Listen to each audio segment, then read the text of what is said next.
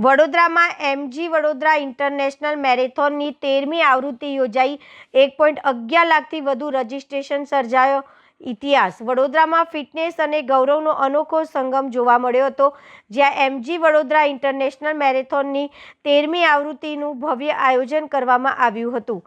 My stride my pride theme હેઠળ યોજાયેલી આ મેરેથોનને વડોદરાના ધારાસભ્યો, સંતો તેમજ ભારતીય જનતા પાર્ટીના શહેરના પદાધિકારી દ્વારા ફ્લેગ ઓફ કરવામાં આવ્યો હતો।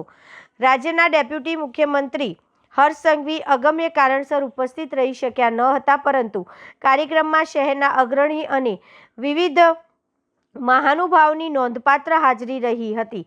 મેરેથોન માટે 1.11 લાખથી વધુ દોડવીરોએ રેકોર્ડ બ્રેકિંગ રજીસ્ટ્રેશન કરાવ્યા હતા, જેના કારણે આ વર્ષે આયોજન વિશેષ ચર્ચામાં રહ્યું હતું।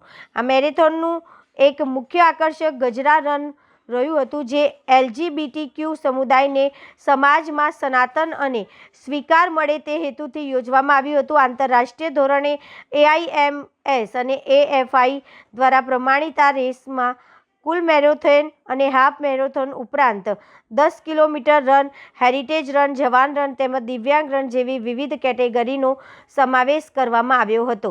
વડોદરા મહાનગરપાલિકાના મ્યુનિસિપલ કમિશનર તેમજ વડોદરા મહારાણી રાધિકા રાજે ગાયકવાડ પણ દોડવીરો સાથે દોડ લગાવી ઉત્સાહ વધાર્યો હતો। દેશ વિદેશના એલિટ દોડવીરોની ભાગીદારી સાથે આ મેરેથોન દ્વારા ફિટ ઇન્ડિયાનો મજબૂત સંદેશ સમગ્ર દેશમાં પહોંચાડવામાં આવ્યો હતો। આંતરરાષ્ટ્રીય સ્તરે મેરેથોન વડોદરાની ઓળખને વધુ મજબૂત બનાવતી સાબિત થઈ હતી અને શહેરભરમાં રમતગમત અને આરોગ્ય અંગે જાગૃતિ ફેલાઈ હતી।